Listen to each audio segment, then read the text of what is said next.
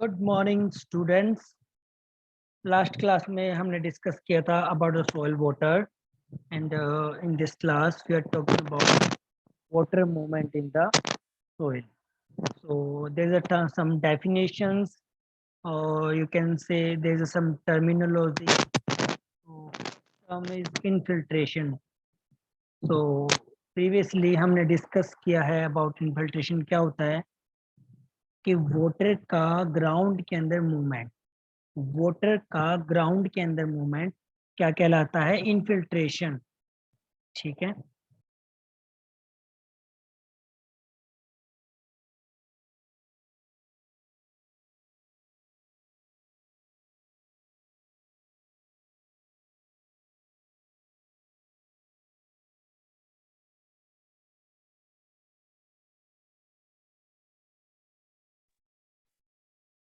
Good morning class.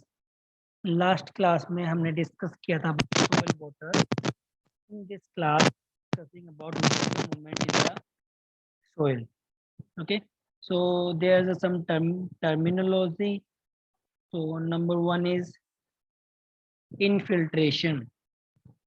So infiltration is a process, एक process होती है by which water on the ground surface enter the soil. ये हमारी ground है, ground के अंदर वाटर का मूवमेंट इज कॉल्ड इनफिल्ट्रेशन।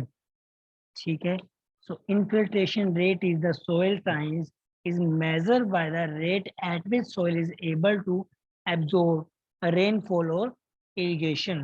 तो इनफिल्ट्रेशन रेट को हम कैसे मेजर करेंगे कि हमारे पास जो हमारी सोइल है, हम देखेंगे कि हमारे सोइल के अंदर जो पार्टिकल्स हैं वो कितना वाटर एब्जॉर्ब कर सकते हैं। वो जितना वाटर एब्जॉर्ब कर सकेंगे उतना उसके अंदर क्या होगा? इनफिल्ट्रेशन रेट ज्यादा होगा। ठीक है, पर आर हम क्या करते हैं, इसको मेजर करते हैं पर इंचेस पर आर कि एक आर में कितना एब्जॉर्ब वो कर लेता है। ठीक है, the rate decreases as the soil become saturated. अगर रेट ऑफ इनफिल्ट्रेशन डिक्रीज हो रहा है, दैट मीन जो सोइल है सैचुरेटेड हो चुकी है। अब सैचुरेटेड क्या होता है? सैचुरेटेड का मतलब सोइल पार्टिकल के बीच में बिल्कुल भी स्पेस नहीं है, उसके बीच में जो स्पेस था वो वाटर से फिल हो चुका है। फॉर एन एग्जाम्पल, मैं आपको एक एग्जाम्पल देता हूँ कि मेरे पास एक स्पंज है। अब स्पंज को फुल वो वाटर में डाल दो। ठीक है, वाटर इसमें फुल हो गया। इसको कंपेयर कर लो सोइल सरफेस से, हमारी सोइल है ये। तो ये स्पंज फुल हो गया है वाटर से। अब इसमें वाटर दोगे आप, तो वाटर क्या होगा? बाहर की बाहर मूव हो जाएगा ना, अंदर वाटर जाएगा ही नहीं, बिकॉज इसके अंदर जो पोर स्पेस है वो कंप्लीटली फिलअप हो चुके हैं। जो रेट है सोइल, जो अब्जॉर्प्शन का जो रेट है, जो वाटर को अब्जॉर्ब करने की पावर है उनके सोइल पार्टिकल में, वो क्या है? पूरी हो चुकी है। सो जो रिमेनिंग वाटर वो बाहर की बाहर निकलेगा ना। तो इनफिल्ट्रेशन क्या हुआ? The process by which water water जो होगा वो एंटर करेगा सोइल के अंदर। ठीक है, from the ground surface. Clear है? Next is percolation. Percolation is a downward movement of water through saturated और nearly saturated soil in response to force of gravity. देखो, ग्रेविटी की वजह से जो मूवमेंट होता है, डाउनवर्ड मूवमेंट। देखो, हमने वाटर उसमें डाल दिया। अब हमने पढ़ा था कि एक तो जो अवेलेबल वाटर है, available water is capillary water, then water is hygroscopic water, and then gravitational water. So hygroscopic and gravitational water are non available water for the soil, है ना। एंड अवेलेबल वाटर की बात करें तो capillary water available होगा वहां पे, है ना। देखो, वो अवेलेबल क्यों नहीं है? कि वहां पे जो डाउनवर्ड मूवमेंट है किसका? वाटर का, वो फोर्स ऑफ ग्रेविटी की वजह से है। जो ग्रेविटेशनल फोर्स लगेगा उसकी वजह से जो इनफिल्ट्रेशन होगा, उसकी वजह से जो डाउनवर्ड मूवमेंट होगा वाटर का, दैट इज कॉल्ड परकोलेशन।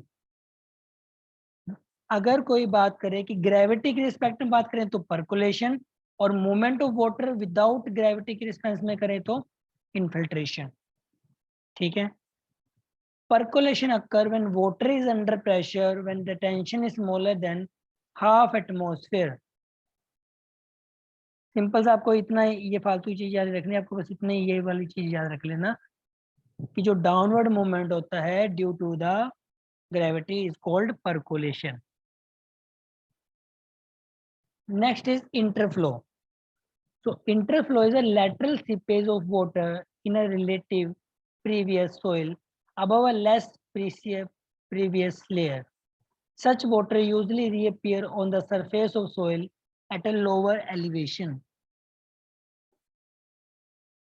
देखो,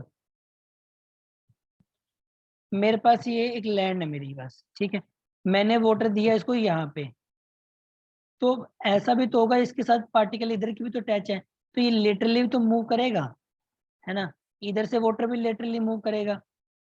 हम बेड्स बनाते हैं, देखो ये हमने बेड्स बना दिया, फरो बना दिया, हम पानी कहाँ देते हैं, हमने फरो में पानी दे दिया, ठीक है, तो वो बट लेटरल सीपेज से जो इंटरफ्लो की वजह से क्या होता है, साइड वाले जो रूट जोन है वहां पे मिल जाता है ना वाटर, है ना।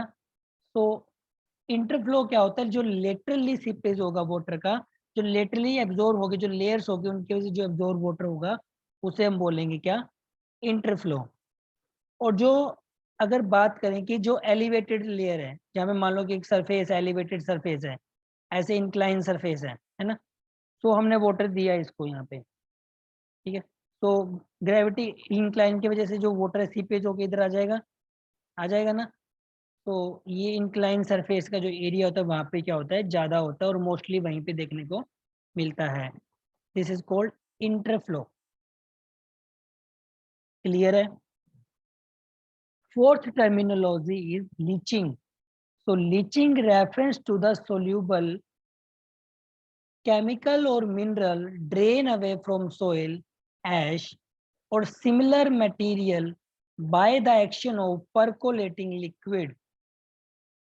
ठीक है, जो लीचिंग है वो सोल्यूबल केमिकल है और मिनरल है, जो क्या होता है, एश से रिलेटेड है। सिंपल सी बात है कि अगर वाटर के साथ मिक्स होके, लिक्विड के साथ मिक्स होके अगर मिनरल्स और केमिकल नीचे की तरफ चले जाए, डाउनवर्ड मूवमेंट हो जाए उनका, उसे हम बोलेंगे क्या, लीचिंग। ठीक है। Next is saturated flow. तो saturated flow is the movement of water through a soil that is temporarily saturated. Saturated flow क्या है, जिससे जो हमारी सोइल, हमने एक बार पानी दे दिया, पानी देने से टेम्परेरली तो सैचुरेटेड हो गई, बट जो वहां पे लूजली हेल्ड वाटर मॉलिक्यूल होंगे वो नीचे की तरफ चले जाएंगे, डाउनवर्ड मूवमेंट हो जाएगा उनका, ग्रेविटी की वजह से नीचे वाटर टेबल में चले जाएंगे, जिसकी वजह से जो सैचुरेटेड फ्लो है वो अनसैचुरेटेड हो जाएगा। ठीक है। Next is unsaturated flow, the movement of water through a soil that is unsaturated. देखो, मैंने वाटर इसको प्रोवाइड किया, तो मैंने वाटर प्रोवाइड किया तो ग्रेविटी की वजह से सारा वाटर धीरे धीरे नीचे जाएगा ना, तो जो वाटर नीचे चला जाएगा वो क्या हो जाएगा, वाटर जब अवेलेबल था तो ये पूरी पूरी सोइल में क्या था, पूरे सैचुरेटेड थी, बट जब वाटर नीचे की तरफ मूव कर गया तो ये क्या हो गया, अगेन से अनसैचुरेटेड हो गई। Next is water requirement and irrigation requirement.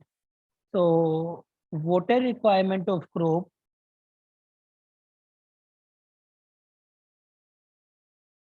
Water को इतनी वाटर की रिक्वायरमेंट होगी, water need that quantity of water that is needed for the normal growth of a crop, or you can say yield in the field of a time or place by the precipitation। clear है। next, what is needed mainly to meet demand of evaporation। हम water को क्यों डालते हैं soil के अंदर, देखो water को हम करेंगे तो वो उसे प्लांट एब्जॉर्ब करेगा, वहां से इवेपोरेशन होगा, ट्रांसपीरेशन होगा, लीव से अगर इवेपोरेशन होता है, अगर हमारा जो प्लांट है, प्लांट के अंदर जो लीफ है, लीफ से वाटर का इवेपोरेशन इज कॉल्ड ट्रांसपीरेशन। ठीक है। एंड मेटाबॉलिक, जो नीड प्लांट को वाटर की मॉलिक्यूलर रिक्वायरमेंट होती है, उन सभी चीजों के लिए हमें वाटर की रिक्वायरमेंट होती है, और इन सबको इवेपोरेशन, ट्रांसपिरेशन और मेटामोलिक रेट को हम बोलते हैं कंजप्टिव यूज।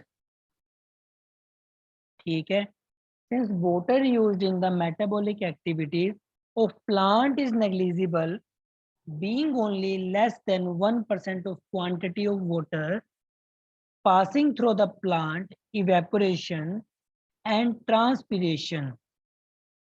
ठीक है, next is it is directly considered equal of consumptive use. देखो, जितना हम वाटर को यूज करेंगे उतनी ही ज्यादा क्या होगी इलेक्ट्रिक ट्रांसपोर्ट।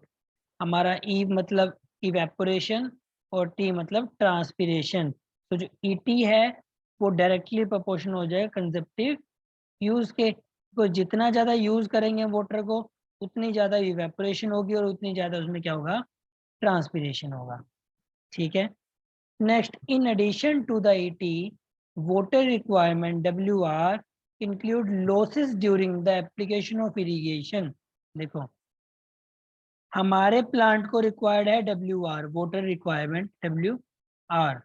ठीक है, ईटी इसमें से लॉस हो गया, इवेपोरेशन और ट्रांसपिरेशन लॉस हो गया। मान लो मैंने उसको दिया 10 लाख लीटर मैंने वाटर दिया उसको। ठीक है, उसमें से इवेपोरेशन में चला गया 2 लाख वाटर एंड ट्रांसपिरेशन में चला गया 3 लाख वाटर। तो कंप्लीटली मेरे पास 5 लीटर वाटर लॉस हो गया। रिमेनिंग क्या बचा मेरे पास, 5 लीटर वाटर बचा मेरे पास, 5 लाख लीटर मेरे पास वाटर बच गया जो वहां पे अवेलेबल है। ठीक है, अब वाटर रिक्वायरमेंट कितनी उसे चाहिएगी, 5 लीटर और चाहिएगी, 5 लाख लीटर और चाहिए ना उसे। तो वाटर लॉस क्या होगा, वाटर लॉस वो होगा जितनी वाटर वाटर रिक्वायरमेंट है उसमें से आप इवेपोरेशन और ट्रांसपिरेशन के जो हुआ है वाटर वहां से उसको माइनस कर दो। या उसके अलावा लैंड को प्रिपरेशन किया है, ट्रांसप्लांटिंग की है, कुछ वाटर लीच डाउन भी हो गया है, तो वो सारा का सारा किस में आ जाएगा, लॉस के अंदर आ जाएगा। ठीक है, so if we talk about the water requirement, so water requirement is a consumptive use plus में application losses plus water needed for special operation। हमें कितना वाटर रिक्वायरमेंट है, तो वाटर रिक्वायरमेंट को कैसे डिफाइन करोगे कि जितना हमारा कंजप्टिव यूज है, जितना हमारे सैंड के अंदर यूज होता है। अब कंजप्टिव यूज को हमने क्या पढ़ा था कि कंजप्टिव यूज डायरेक्टली प्रोपोर्शनल है किसके, ईटी के। ई मतलब evaporation and T for transpiration. तो हम क्या लिख देंगे, ईटी। तो जितना इवेपोरेशन लॉस होगा, ट्रांसपिरेशन लॉस होगा, वाटर को अप्लाई करने का लॉस होगा, वाटर, इन सब का जो लॉस होगा उन सबको मिला के हम क्या निकाल लेंगे, वाटर रिक्वायरमेंट। ठीक है, so water requirement is therefore demand and supply would consist of contribution from irrigation, effective rainfall, soil profile contribution, including the shallow water table। देखो,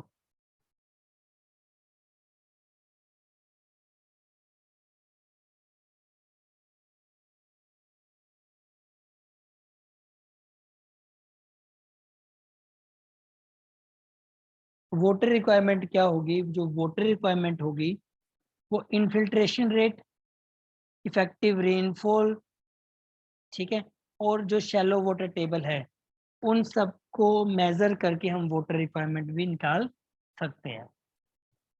next, under field condition it is difficult to determine evaporation. Field condition के अंदर में evaporation को determine नहीं कर सकते और ना ही सेपरेटली ट्रांसपिरेशन को डिटरमाइन कर सकते। ठीक है, इसलिए हम इन दोनों को एस्टिमेटेड, दोनों को साथ में इवेपो ट्रांसपिरेशन हम उसमें मेजर कर लेते हैं। ठीक है, तो यहाँ पे जो IR है that is irrigation requirement. Water requirement क्या होगा कि जितनी लैंड को इरिगेशन रिक्वायरमेंट है और जितना इफेक्टिव रेनफॉल हो रहा है और जितना वाटर शैलो टेबल है। क्लियर है, अब कौन से फैक्टर हैं या वो कौन से फैक्टर हैं जो कि इवेपोट्रांसपिरेशन को क्या करते हैं, इफेक्ट करते हैं। सो उसमें number 1 factor is atmospheric factor.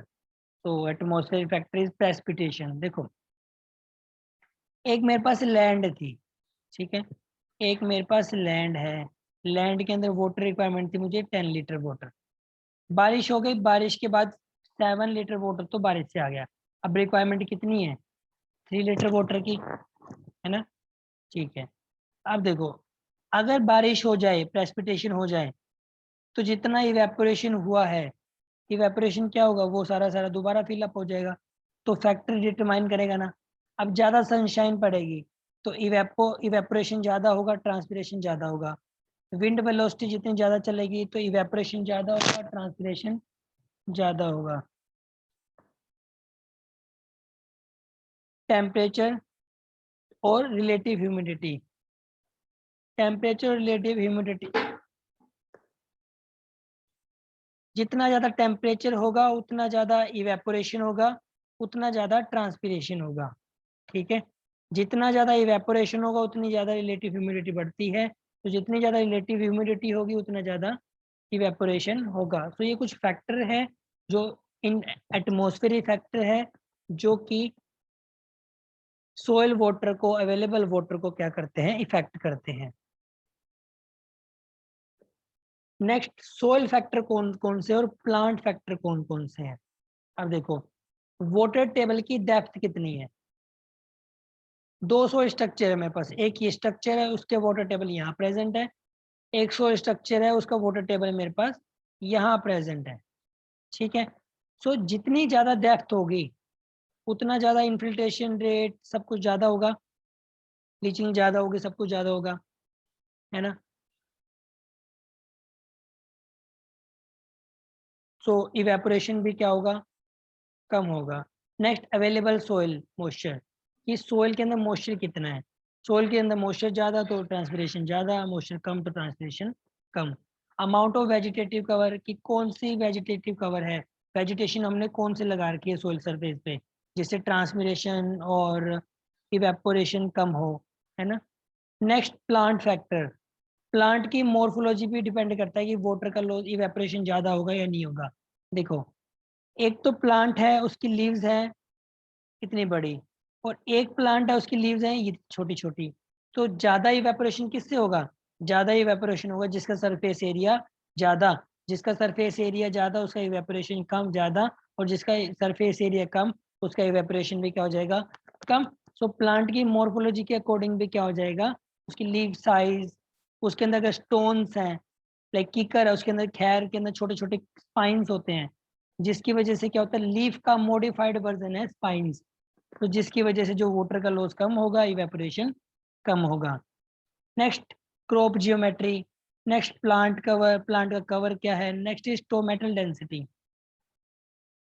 एक लीफ है, लीफ के अंदर कितने स्टोमेटा प्रेजेंट हैं, कितने स्टोमेटा प्रेजेंट है लीफ के अंदर, दैट इज को स्टोमेटल डेंसिटी। जितने ज़्यादा स्टोमेटा होंगे उतना ज़्यादा ट्रांसपिरेशन होगा। ठीक है, और नेक्स्ट इज रूट डेप्थ, कि प्लांट की रूट की डेप्थ कितनी है, जितनी ज़्यादा रूट डेप्थ होगी उतने ज़्यादा अवेलेबल वाटर वहाँ होगा, उतना कम ट्रांसपिरेशन होगा। ठीक है, तो next is water factor. So water factor कौन से हैं, तो number 1 water factor is frequency of irrigation, कि हम किस फ्रीक्वेंसी से किस अमाउंट में वाटर प्रोवाइड कर रहे हैं, that is frequency of water. Next is quality of water evapotranspiration, कि हम जोड़ का पानी लगा रहे हैं, गटर का पानी लगा रहे हैं या फ्रेश वाटर लगा रहे हैं, तो वो भी क्या है, इसको इफेक्ट करेगा। ठीक है, crop depend on the crop factors such as variety, growth stage, and duration of plant population and growing season. Soil factors such as temperature, relative humidity, and wind velocity, and crop management practices such as tillage, fertilizer, weeding, etc. Water requirement of crop vary from area to area. जो water requirement है crop की वो area to area क्या करते हैं, depend करती है। ठीक है, और फील्ड टू फील्ड भी डिपेंड करेगी। ठीक है, तो सिंपल सी बात है कि जो वाटर फैक्टर क्या है, कि क्वालिटी कैसी है वहाँ पे, फ्रिक्वेंसी कैसी है वहाँ पे वाटर की। अगर अच्छी क्वालिटी का वाटर लगाएं तो वीड्स कम आएंगे, फर्टिलाइजर हमें ज़्यादा देने पड़ेंगे। अगर मतलब लाइक हमने जोड़ का पानी लगा दिया या गटर पानी लगा दिया तो वहाँ पे हमें फर्टिलाइजर की कुछ एप्लीकेशन भी कम देनी होती है। Next is estimation of evaporation. So evaporation का अगर हम एस्टिमेशन कैसे लगाएंगे, इसके अंदर कुछ 4 मेथड होते हैं। Number 1 is Blaney and Criddle method. Number 1 is Blaney and Criddle method. So Blaney and Criddle scientist थे, उन्होंने एक मेथड बनाया था। Number 2 is radiation method, number 3 is pan evaporation method, and number 4 is modified Penman method. Okay, so estimation of ET involve 3 important step. उसमें बस method के नाम याद रखने हैं, ये आपके सिलेबस में नहीं है आगे। Next is estimation of ET. ET का एस्टिमेशन करने के लिए 3 इंपॉर्टेंट स्टेप हैं। नंबर 1 क्या है, एस्टिमेशन ऑफ पेट और इवेपोर ट्रांसपिरेशन बाय 4 अबव मेथड। या तो नंबर 1 हम 4 ऊपर जो मेथड हमने दिए उससे हम क्या कर लेंगे, एस्टिमेट कर लेंगे। दूसरा एस्टिमेट करेंगे हम क्रॉप कोएफिशिएंट, क्रॉप का कोएफिशिएंट हम एस्टिमेट कर लेंगे। Third, making suitable adjustment to local growing condition, local growing condition के हम उसको मेक सुटेबल, हम उसको ग्रो करेंगे। ठीक है, last is reference evapotranspiration. So reference evapotranspiration क्या होगा, ETO can be defined as a rate of evapotranspiration of an extended surface of an 8 to 15 centimeter tall green cover actively growing, completely shedding the ground and not short of water। देखो जितना ज्यादा हम मेरे पास ये land है, मैंने इसको बिल्कुल ग्रीन से कवर कर दिया। तो ग्रीन कवर कर दिया तो मैंने क्या बोला कि यहाँ पे इवेपोरेशन भी कम होगा और ट्रांसपिरेशन भी कम होगा, है ना। तो इवेपोरेशन और ट्रांसपिरेशन कम कहाँ होगा, जहाँ पे ग्रीन कवर ज़्यादा होगा या फिर उसकी लेंथ ज़्यादा हो, है ना। अगर 50 सेंटीमीटर टोल है प्लांट तो वहाँ पे इवेपोरेशन ट्रांसपिरेशन लॉसेस क्या होंगे, कम होंगे। ठीक है, तो आप ये छोड़ देना, आपको ये करने की जरूरत नहीं है। Next is modified Blaney method. तो जो मॉडिफाइड ब्लेनले मेथड है उसके अंदर जो मेजरमेंट करने का वे होता है उसमें एक फॉर्मूला होता है, that is C is equal to bracket start P 0.49T plus में 8 mm पर डे। तो यहाँ पे जो C है वो adjustment factor depend upon minimum relative humidity पे डिपेंड करता है कि C कितना है, वो हमारा गिवन होगा। P क्या होगा, mean daily percentage of total annual day, और T का मतलब टेम्परेचर। तो आपको बस ये फॉर्मूला याद रखना है, आपको कोई नहीं पूछेगा इसको सोल्व करके दिखाओ। ठीक है, नेक्स्ट पैन इवेपोरेशन मेथड। तो पैन इवेपोरेशन मेथड के अंदर आपको ये फॉर्मूला याद रखना है, KP अपॉन में ई पैन।